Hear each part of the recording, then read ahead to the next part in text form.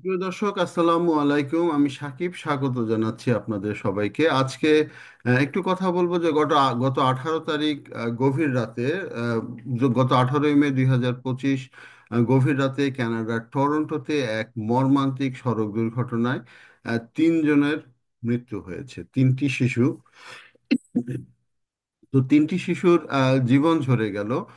সে বিষয়টা নিয়ে একটু ছোট্ট কথা বলবো, এবং যারা কানাডা বিষয়ে আগ্রহী, কানাডায় আসতে চান, কানাডায় আছেন, কানাডায় ড্রাইভিং করছেন, কানাডায় ড্রাইভিং করবেন ভবিষ্যতে, তাদের জন্য এই ভিডিওটি। তো এটি খুবই একটি মর্মান্তিক ঘটনা, যে সেটা হচ্ছে যে টরন্টোর আহ, কানাডার টরন্টোর ইটোরিকোতে গত আঠারোই ইটোরিকোতে গত 18ই মে 2025 গভীর রাতে একটি গাড়ি সিগন্যালে দাঁড়িয়েছিল। হাইওয়ে 401-এ সিগন্যালে দাঁড়িয়েছিল, এবং সিগন্যালে দাঁড়িয়ে থাকার পরে পিছন দিক থেকে এসে একটি গাড়ি সেই গাড়িটিকে ধাক্কা দেয়, এবং সেই গাড়িটিতে ধাক্কা দেওয়ার ফলে সেই গাড়িতে থাকা তিনটি শিশুর মর্মান্তিক মৃত্যু ঘটে। তিনটি শিশুর মর্মান্তিক মৃত্যু ঘটে, এবং সেই গাড়িতে আরো দুইজন ছিলেন, তাদের মা, আরো তিনজন ছিলেন, তাদের মা, তাদের একটি বাচ্চা, আরেকটি বাচ্চা, এবং একজন পুরুষ মানুষ। কিন্তু তাদের কিছু হয়নি। তারা হসপিটালে নেওয়ার পরে তারা এখন আহ, সুস্থ আছেন। তারা এখন সুস্থ আছেন, এবং যেটা আমরা জানতে পেরেছি বিভিন্ন নিউজের বরাত দিয়ে, বিভিন্ন পত্রপত্রিকার বরাত দিয়ে, যে সেটা হচ্ছে যে রেড সিগন্যালে দাঁড়িয়েছিল, এবং পিছন দিকে এসে একটি ধাক্কা মারে, এবং গাড়ি সজোরে ধাক্কা মারে। গাড়িটি সজোরে ধাক্কা মারার ফলে এই মৃত্যুগুলি ঘটে। তো আপনারা দেখছেন যে এই 401 একটি অন্যতম ব্যস্ত হাইওয়ে, এবং এই ব্যস্ত হাইওয়েটি হচ্ছে গিয়ে কানাডার মধ্যে কিন্তু অন্যতম একটি দীর্ঘ এবং ব্যস্ত হাইওয়ে। এবং এটি আসলে টরন্টোর ভিতর দিয়ে চলে গিয়েছে, মন্ট্রিয়াল থেকে উইন্ডসর পর্যন্ত এই লম্বা একটি পথ। লম্বা এই পথটিতে যদি আপনি যেতে চান, তাহলে কি টরন্টোকে রেখে আপনার এই হাইওয়েতে হাইওয়ে দিয়ে যেতে হয়, এবং পূর্ব এবং পশ্চিমে যাওয়ার জন্য এই এবং এই হাইওয়েটিতে 18টি লেন আছে।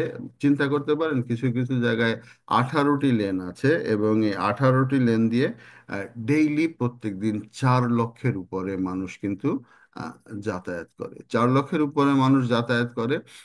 প্রতিদিনই টুকটাক দুর্ঘটনা ঘটতে থাকে এই জায়গাটায়। কিছু আমরা জানতে পারি, কিছু আমরা জানতে পারি না। যেগুলি বড় ধরনের দুর্ঘটনা, সেগুলির খবর আমরা জানতে পারি, কিন্তু ছোট ঘটনাগুলি আমরা আহ, জানতে পারি না। তো কানাডাতে আসলে এই যে এই হাইওয়ের অ্যাক্সিডেন্ট, বা অ্যাক্সিডেন্ট কিন্তু খুবই মারাত্মক। অর্থাৎ 4 কোটি মানুষের দেশ, সেখানে প্রতি বছর অন অ্যান এভারেজে 1800 থেকে 2000 মানুষ কিন্তু রোড অ্যাক্সিডেন্টে মারা যায়। 18 থেকে 2000 মানুষ রোড অ্যাক্সিডেন্টে মারা যায়, এবং আহত হয় প্রতি বছর কম বেশি 80,000-এর মানুষ। তো 2000 মানুষের মৃত্যু কিন্তু একটি ইকোনমির জন্য একটি বড় ধরনের ধাক্কা। তো যেটা হচ্ছে যে এই ফ্যামিলিটি এই গভীর রাতে হয়তো যাচ্ছিল কোথাও, তাদের এথনিক আইডেন্টিটি এখন পর্যন্ত প্রকাশিত হয়নি, অর্থাৎ তারা কোথায় জন্মগ্রহণ করেছেন বা কিছু।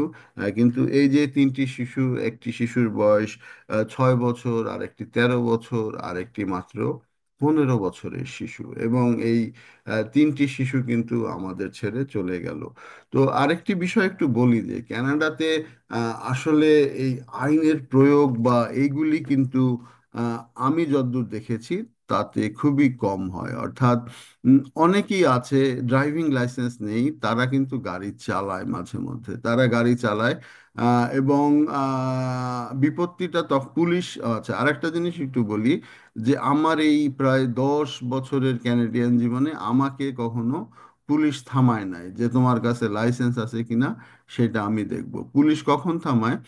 আপনারা জানেন যে কানাডাতে আন্ডার কভার গাড়ি ভর্তি থাকে। এখানে কোনো ট্রাফিক লাইট নাই, কোনো ট্রাফিক পুলিশ কোথাও আপনাকে জানান দিয়া থাকে না যে আমরা আসি।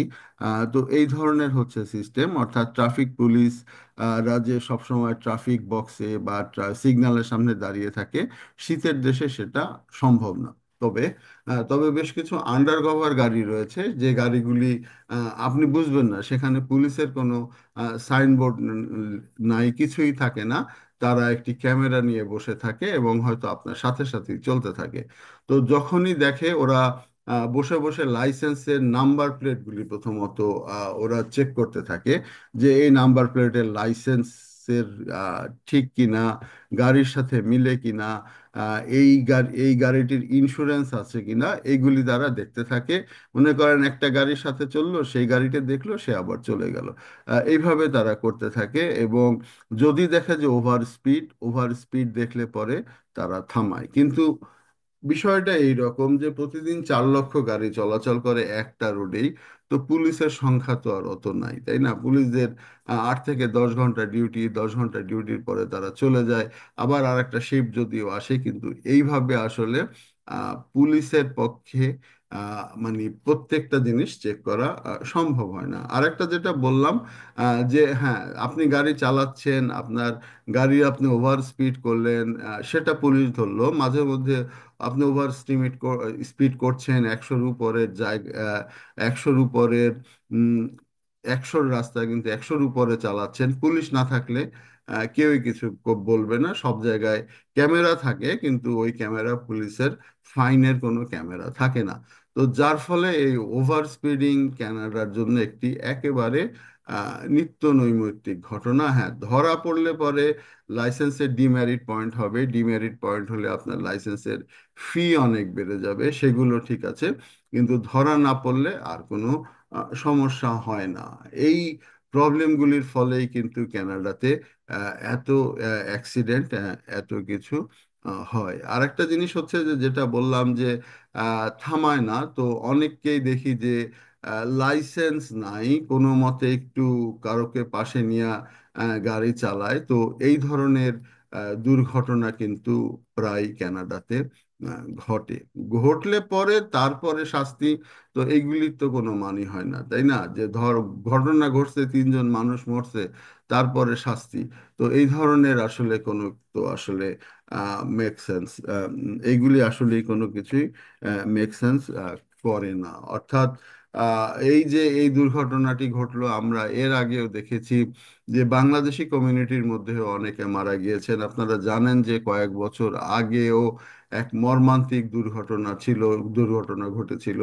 সেই দুর্ঘটনায় জনাব কুমার বিশ্বজিতের ছেলে, তিনি আহত হয়েছিলেন এবং 3-4 জন নিহত হয়েছিলেন বাংলাদেশি।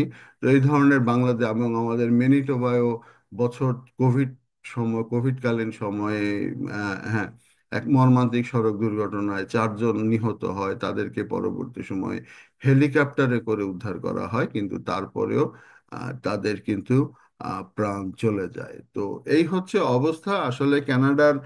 একটু ইনফরমেশন আপডেটটা দিলাম যে গাড়ি চালানোর ক্ষেত্রে আপনি যখন সিটির বাইরে চলে যাবেন, আমাদের মাঝে মধ্যে রিল ভিডিওগুলি দেখেন, আমরাও মাঝে মধ্যে ভিডিও পোস্ট করি। অর্থাৎ আপনার আশেপাশে সামনে আপনি পুলিশ থাকলে তো বুঝতে পারবেন, হিডেন কার থাকলেও তো বুঝতে পারবেন।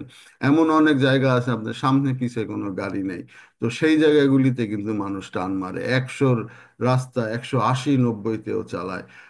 তো সেই সব ক্ষেত্রগুলিতে আসলে এই ধরনের দুর্ঘটনাগুলি ঘটে এবং মানুষের প্রাণ যায়। তো আবার যেটা আরেকটি কথা হচ্ছে যে আসলে একটা অ্যাক্সিডেন্টের জন্য কিন্তু মানে আপনি শত সাবধান থাকলেও আহ, একটা অ্যাক্সিডেন্ট কিন্তু হইতে পারে। যে গাড়িটার আমরা যেটা দেখলাম যে যেটা অ্যাক্সিডেন্ট হয়েছে, সেই গাড়িটা কিন্তু থামায়া ছিল হচ্ছে গিয়ে একটা সিগনালে থামায়া থাকার পরে তারপরে কিন্তু তাকে পিছন থেকে এসে একটি গাড়ি ধাক্কা দেয় এবং আহ, সবাই, 3টা শিশুই কিন্তু মৃত্যুবরণ করে। তো আশার কথা বলবো না, নিরাশার কথাই বলবো। নিরাশার কথা বলবো যে পুলিশ আসলে আহ, অন্টারিওর জর্জটাউনের বাসিন্দা ইথান নেহুলিয়াকে আটক করেছে এর অভিযোগে। তো এগুলি আসলে বড় কোনো শাস্তি হয় না।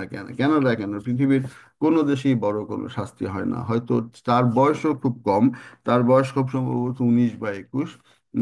এবং আইন খুব রিল্যাক্স। হয়তো দেখা যাবে যে সে 2-4 দিন পরেই জামিনে মুক্তি পাবে। আহ, এইভাবে হয়তো সে একটা আহ, মানে গভর্নমেন্টকে মুচলেখা দিবে যে আমি 5 বছর গাড়ি চালাবো না, এটা বইলা সে পার পাওয়া যাবে। কিন্তু ওই যে বললাম যে আইনের ফাঁক, অর্থাৎ আইন এগুলি দেখে না, সে হয়তো আবার একটা গাড়ি নিয়ে চালানো শুরু করবে। তো পুলিশ না ধরলে তো আর কোনো সমস্যা নাই, এইভাবেই কিন্তু চলছে আসলে। তো দর্শক, এই দোয়া রাখবেন সবাই। কানাডার অ্যাক্সিডেন্টের একটি খবর দিলাম। আল্লাহ আমাদের সবাইকে ভালো রাখুক, এবং যারা গাড়ি চালাচ্ছেন সাবধানে চালাবেন, আমাদের জন্য দোয়া করবেন। আমরা যেন নিয়ম মতো চলতে পারি, এবং অনিয়মের কারো সাথে যেন আমাদের রাস্তায় দেখা না হয়। ধন্যবাদ।